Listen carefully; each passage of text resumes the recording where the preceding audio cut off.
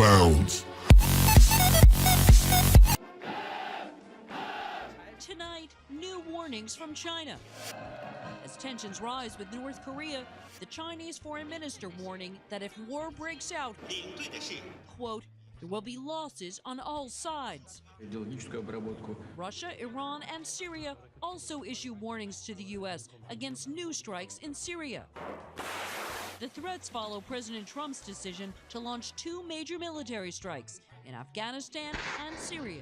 We have the greatest military in the world, and they've done a job as usual. So we have given them total authorization, and that's what they're doing. And frankly, that's why they've been so successful lately.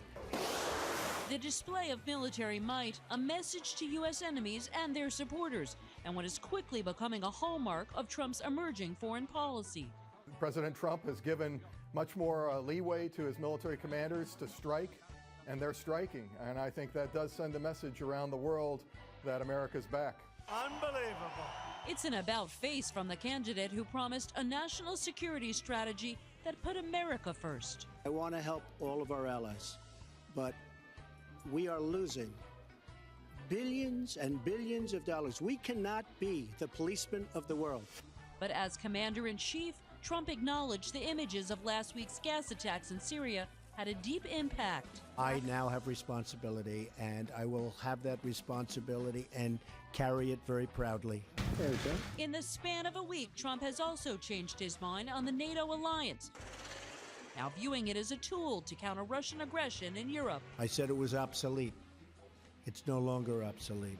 And abandoning his hardline stance on China. Great relationship. Now calling President Xi Jinping a partner to counter North Korea's nuclear threats. President Xi wants to do the right thing.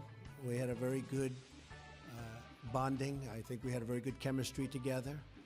I think he wants to help us with North Korea. If a Trump foreign policy is emerging, it would be don't have a doctrine. I like to think of myself as a very flexible person.